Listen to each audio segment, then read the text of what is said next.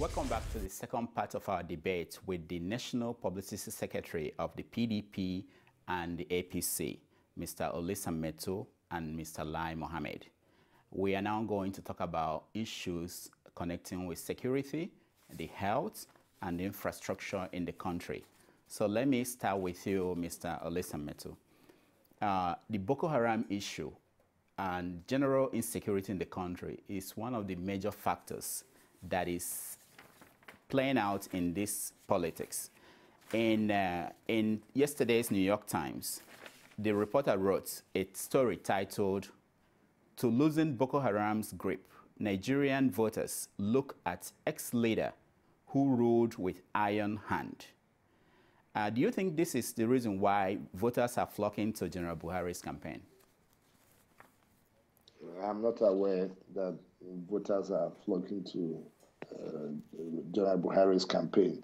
I am aware that the opposition is engaged in propaganda and a lot of noise in the media. But the voters, the real voters, the numbers are with us.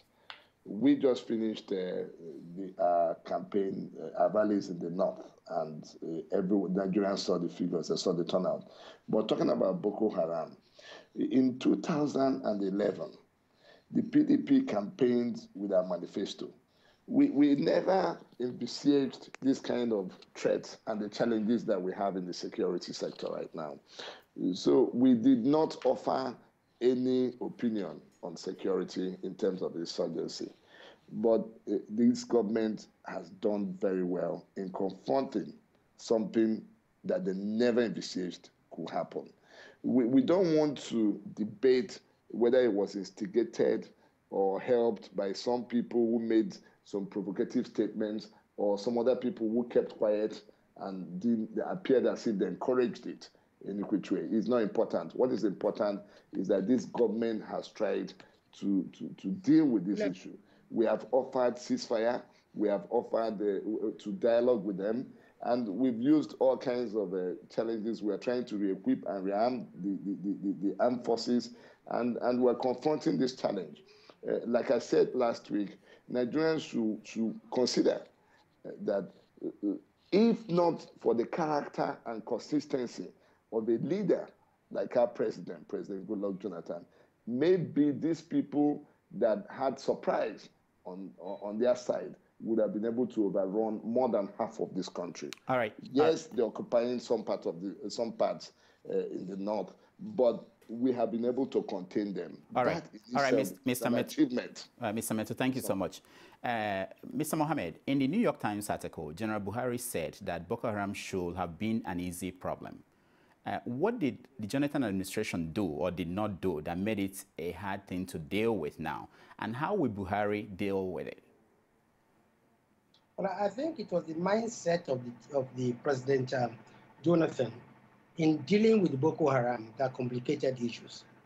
You see, rather than see Boko Haram as a pure terrorist organization, as a threat to humanity, he chose to see Boko Haram as a threat only to his administration, and as if Boko Haram was the political answer of a particular part of the country towards his administration, forgetting that Boko Haram had been around long before he became president.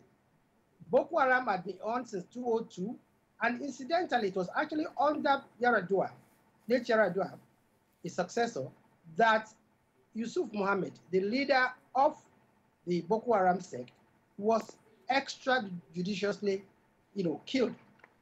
So the mindset of Mr. President was to see this issue as more political than as a real issue. And of course, in doing so, he also tried to curry favor from the international community. He tried to reduce the matter into Christian, Muslim, and by the time he ought to have taken firm action, he did not do so until they were able to link up with other international organizations, and then they became a monster. What will General Buhari do, differently? One, fortunately, he as head of state, 1984, had the opportunity to deal decisively with the Metasini riot, in Bulukutu, in Gombe, and other places. We will work with our neighbors to effectively, put an end to this, terrorist group. But we must also, at the same time, look at what is wrong presently with our security forces. We need to take an audit of our security. Okay.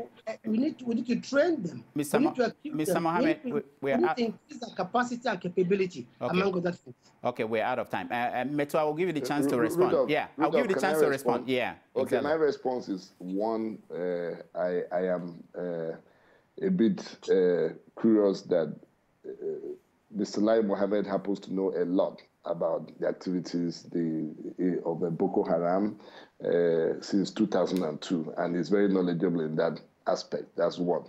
Two, let me correct him that Metasine was in 1981, and Buhari was a May GOC. It wasn't when he was commander-in-chief. He was not that.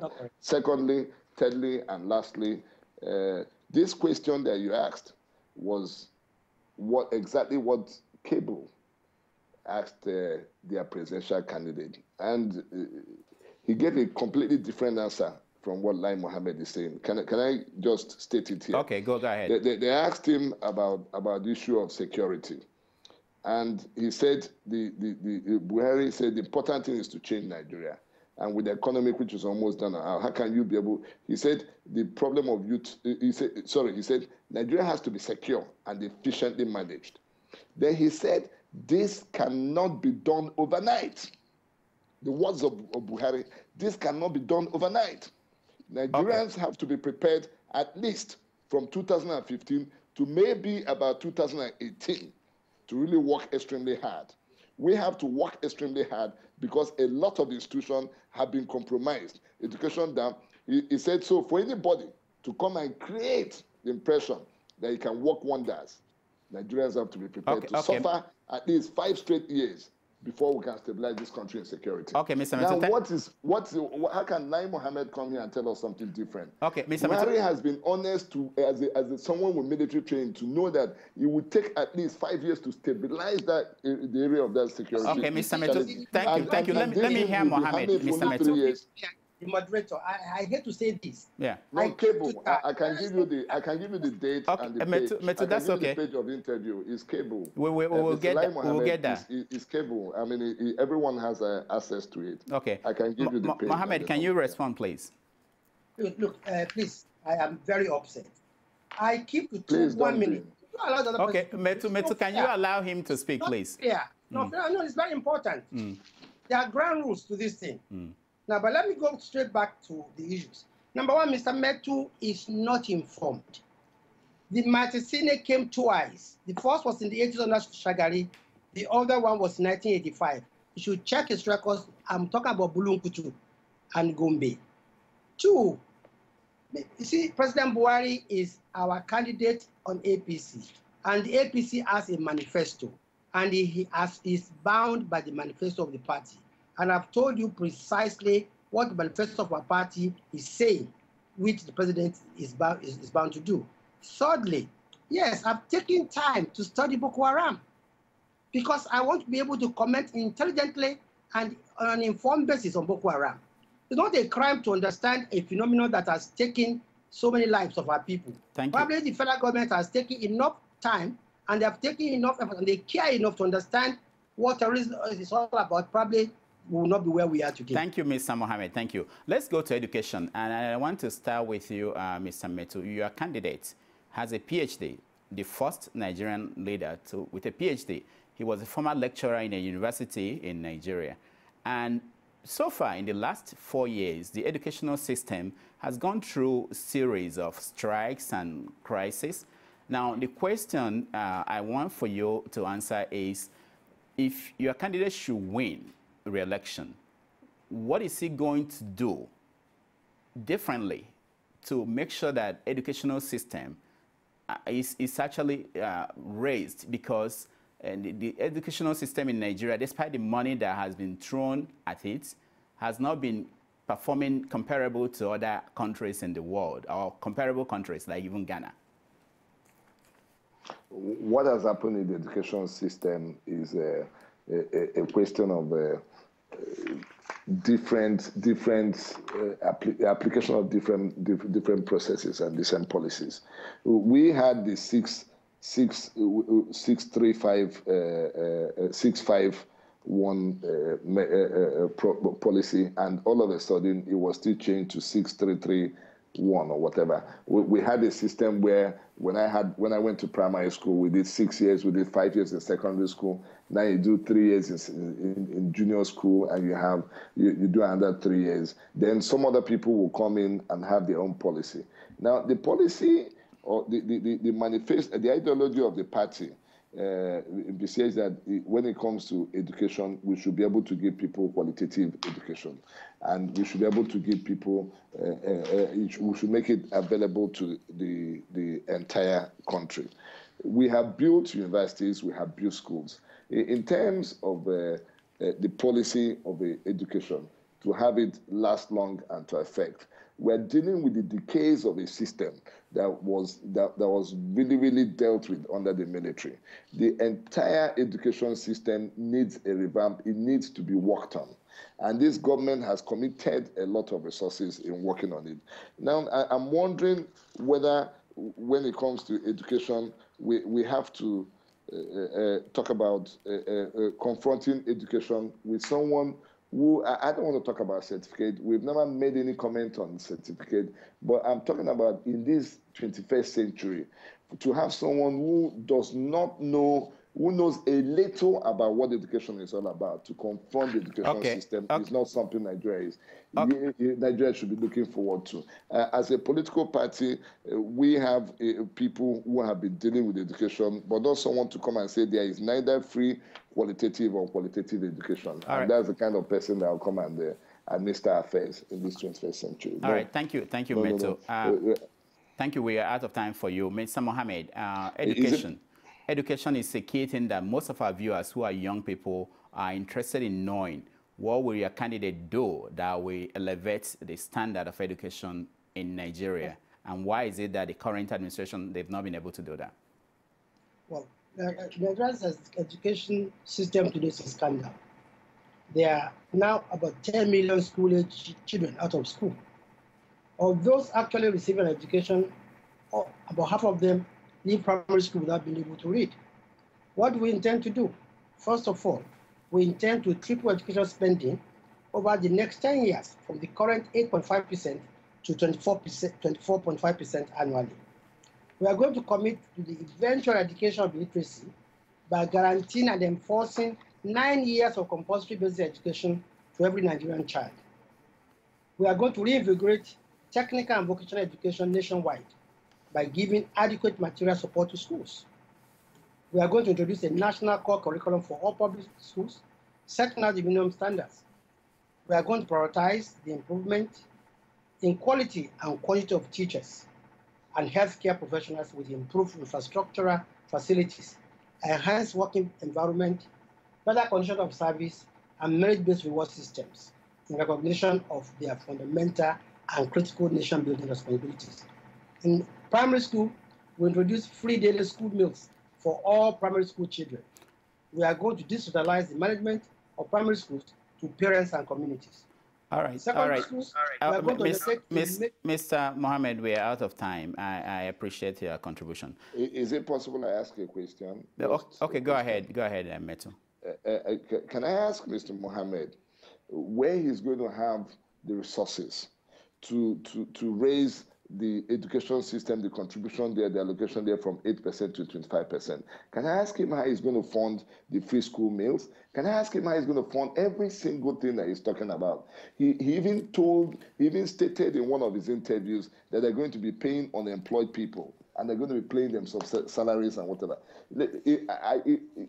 Even if we didn't have any problem with the price of oil, with the revenue from oil, where is it going to fund all this? Okay, Metuh. The fact that you want to get to power does not mean that you go ahead and make frivolous promises to everybody. Metuh, thank you. I take this as your response to him. Mohammed, do you want to respond? Oh yes. Simple. If Nigeria lost 2.4 trillion in the fuel subsidy scam, and over 1 trillion naira in oil theft. That is over 3 trillion naira. With 3 trillion naira in a year, we can finance these educational programs. All right, guys, we're really out of time. Time is going. I wish this can continue for another hour, but let me get to some serious issues going on across the country right now. The National Security Advisor Sambo Dasuki suggested in London that February elections should be moved so that INEC could distribute permanent voters' card. He said that over 30 million Nigerians are yet to get theirs. Mr. Metuh, this is your government. Is this the position of the president, that this election should be moved? I don't think so, and I wouldn't know so. Maybe the National Security Advisor spoke in his official capacity, maybe in his own personal capacity.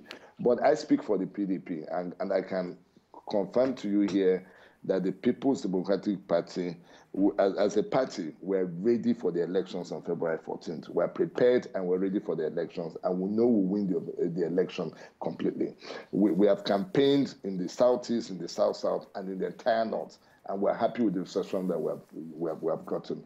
Any technical problems they have with the PVCs and whatever, we believe that INEC should and can handle it between now and the next 1 week or 10 days. They should be able to handle whatever problem. Okay, but we won these elections on February 14th, and we're going to win these elections on February 14th. Thank you, Mr. Metuh. Mohammed, I take it that your party is interested in having the election on the 14th. Is there any change? Absolutely. We insist that the election should hold on February 14th. But don't forget that before now, we've had cause to raise the alarm that the PDP is afraid of these elections and that they want all means to scuttle the election.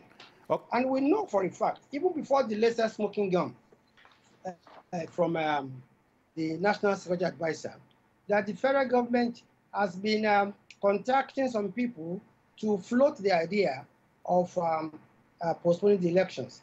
As a matter of fact, this time, a long time ago, the infamous raid of the APC database, in which the DSS came out to say we were actually trying to hack into the INEC database, was part of this scheme. And I'm happy that today INEC came out 3 days ago and said nobody can hack into their system. And even all these people that have been sent to television stations to canvass for, postponement of election is part of this scheme. But I'm happy that Nigerians have said, resolutely that elections must hold February 14th. Okay. If the NSA was not speaking for government, who was he speaking for? Okay. Let me ask you. Can I say something, Rudolph? Okay, yeah, before you do that. Can I say something? You will. There is no way in this world that this party and the government will want to postpone the election because they're afraid of a contest. How can we, in spite of the problems, of any perceived inadequacies that you can say that we have as a political party and as a government, there is no way the APC as a political party is an alternative, an option to Nigerians. There is no way that their presidential candidate is an option to what we have. It's basically on all fours, no matter how you compare both candidates. There is no way. Okay, Metuh, completely. Metuh, let me frame this question, okay?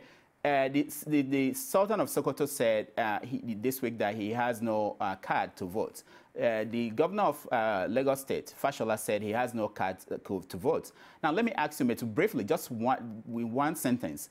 Will your party accept the result of this election, if it should hold, without 30 million people or a lot of people being able to vote? Will you be okay with the results? First, I don't think 30 million people will not be able to vote.